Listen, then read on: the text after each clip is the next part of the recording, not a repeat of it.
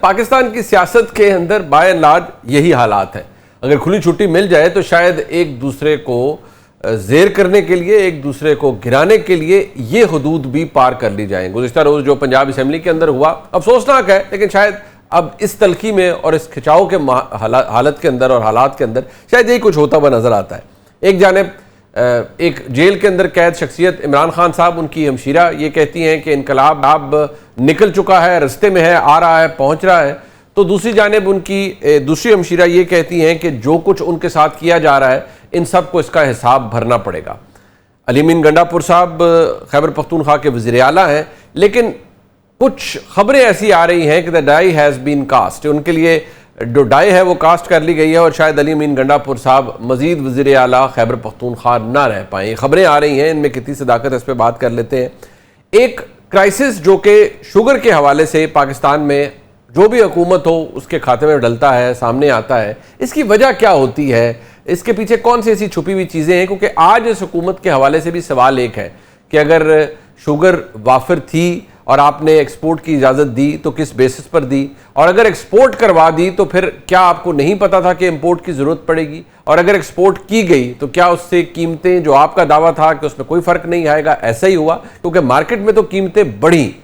ये बहरहाल एक बहुत बड़ा सवाल है जो हुकूमत, वफाकी हुकूमत के गिर्द घूमता है, और इसमें इल्ज़ामात ये भी लगाए जाते हैं कि शायद इसमें किसी हद तक कुछ लोगों का, जो हुकूमती शख्सियात हैं, उनका कॉन्फ्लिक्ट ऑफ इंटरेस्ट भी इन्वॉल्व है। ये बात दुरुस्त है या नहीं है, या इसकी हकीकत क्या, इस पर भी बात कर लेते हैं। मेरे साथ इस वक्त पाकिस्तान के दो नाम वेल इन्फॉर्म्ड सहाफ़ी मौजूद हैं। जनाब रऊफ क्लासा साहब किसी तारुफ के मोहताज नहीं है, जनाब आपका बहुत शुक्रिया क्लासा साहब।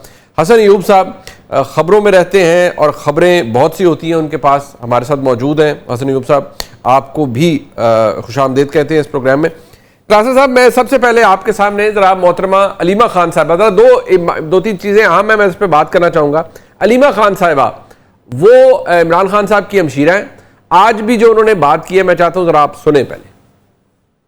खान को तो कैदे तन्हाई में डाला हुआ है, जितना इनका खौफ बढ़ता जा रहा है ये इमरान खान के ऊपर उतना जुल्म बढ़ा रहे हैं। इनका क्या ख्याल था कि इनकी जिंदगी आसान हो जाएगी इमरान खान को जेल में बंद करके? इनकी जिंदगी बहुत मुश्किल हो गई है, इन पे तरस खाएं, ये रात को नहीं सो सकते। इनका जितना जुल्म बढ़ता है ना, इसका मतलब आपका हुक्मरान उतना खौफजदा है। जितना जुल्म इमरान खान साहब पर किया जा रहा है ये सब इनको भरना पड़ेगा, और ये इमरान खान साहब के खौफ में मुब्तला है और ये सब कुछ इसलिए हो रहा है। दूसरी जानिब उनकी जो हमशीरा मोहतरमा नौरीन खानम साहिबा वो फरमा रही हैं कि इनकलाब आ चुका है, इनकलाब रस्ते में है और बस आया खड़ा। तो क्लासा साहब, सबसे पहले तो मैं आपसे ये पूछना चाहूँगा दो बातें। एक तो अब भी जो वो यही है जो उनकी हमशीराओं की गुफ्तगू सुने, वो कहते हैं ये अडयाला जेल का जो सुपरिटेंडेंट है इसको नहीं छोड़ना, इसको बहुत सज़ा मिलेगी, इसको ये सब जो हमें कर रहे हैं जेल में होंगे। उन्होंने तो नौरीन खानम साहिबा ने आज कहा कि जी ये जो हो रहा है बड़ा जुल्म है, और जो फील्ड मार्शल हैं उनको चाहिए कि अगर उनको ओहदा मिल गया है तो ये जुल्म नहीं होना चाहिए। क्लासर साहब, मेरे ख्याल में को पता नहीं, अब 10th टाइम मैं आपसे डिस्कस कर रहा हूँ। मेरे लिए हैरत की बात यह है कि ना ये मसला हल होता है, ना रवैये बदलते हैं, ना पॉलिसी बदलती है। यहाँ क्या अब हम हक बजाने में ये सवाल करने में कि शायद फैसला इस पर होना है कि कौन हक पर है और कौन हक पर नहीं है? जी बहुत शुक्रिया मुनीब आपका। ये खैर ऑफ कोर्स पाकिस्तानी पॉलिटिक्स को आप भी फॉलो कर रहे हैं, हम सब इसको फॉलो करते रहते हैं। जो साइड भी अपोजिशन में आती है, ये सिर्फ खान साहब की बात नहीं है, वो अपने आप को हक पे समझती है, और जो हुकूमत होती है उसको वो जालिम समझती है, और हुकूमतें यही कुछ करती हैं। पाकिस्तान जैसे थर्ड वर्ल्ड के ममालिक में कोई हैरानी नहीं होनी चाहिए। जो माजी में, मुझे तो कोई रिसेंट मतलब अगर पास्ट देखें, जो आप और मैंने ज्यादा आप दोनों से, आप मुझसे अच्छे खासे छोटे हैं, मैंने तो 80s की भी सियासत देखी है बड़े करीब से। मीन्स कि हम उस वक्त स्टूडेंट थे या कॉलेज यूनिवर्सिटीज में पढ़ रहे थे, वट एवर। 90s को भी देखा है, बाद में भी।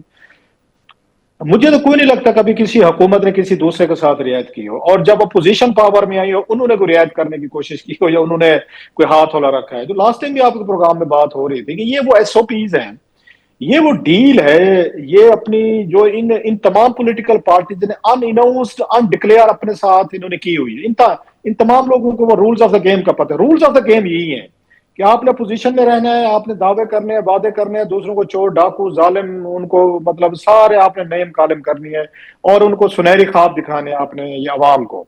और हुकूमत का काम है कि जो भी आपके खिलाफ आवाज उठा रहा है, मीडिया उठा रहा है, एंकर उठा रहा है या कोई कोई सियासतदान उठा रहे हैं, आपने उनको जेलों में उनको बंद करना है, FI के जरिए करें, आप उनको नैब के जरिए करें, अदालतों के जरिए करें, आते जाते चपेड़े मरवा दें, गायब करवा दें, नौकरियों से निकलवा दें, शो बंद करवा दें, चैनल मालकान को जेलों में डालें, बट अगर जो भी दौ लगते लगाएं, ये दौ हुकूमतें लगाती हैं।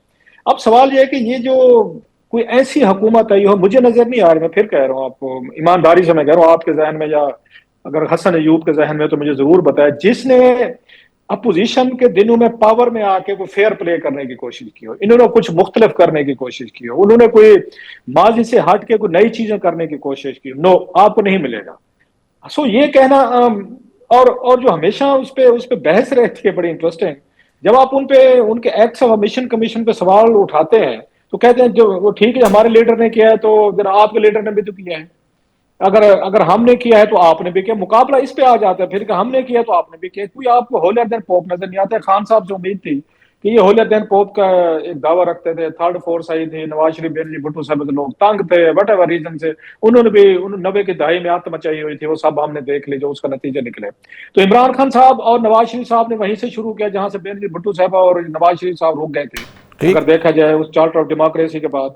सो जो गैप आया था दरमियान में बेनजीर भुट्टो साहबा की उनकी उनकी अफसोसनाक उनकी किलिंग के बाद, उस गैप को इमरान खान साहब ने फिल किया। और वो लोग जो नवाज शरीफ या शरीफ फैमिली को अच्छा नहीं समझते थे फॉर वट एवर रीजन, वो इमरान खान साहब के पीछे हो गए। इमरान खान साहब के अपने भी पर्सनल ग्रजेस थे क्योंकि इनकी फैमिली के खिलाफ बड़े शदीद इनकी और इनकी करेक्टर असैसिनेशन हुई थी, इनकी जमैमा की, इनकी फैमिली की, वी ऑल नो।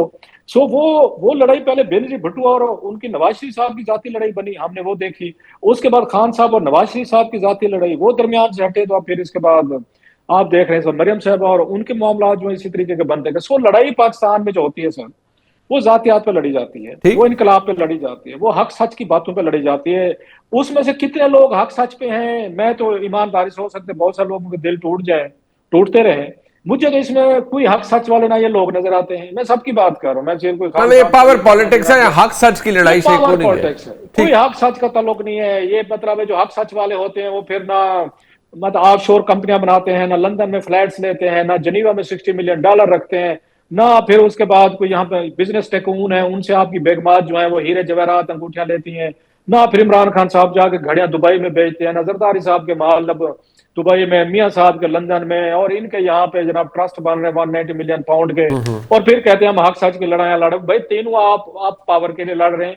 मेरे पास में होता ना लास्टली तो मैं 3 वजीर आजम हाउस बनाता सर, तीनों को बिठाता, भाई साहब आप तीनों अपने अपने वजीर आजम चलाएं, एक पीपल्स पार्टी का बनाए, एक नवाज लीग का बनाए, इमरान खान साहब को बनाए, तीनों मजे करें। पहले ही तो अवाम के टैक्स और पैसों से आप माल ले रहे हैं, याशा कर रहे हैं, और ले ताकि मसले खत्म हो, तीनों ने वजीर आजम बनना है।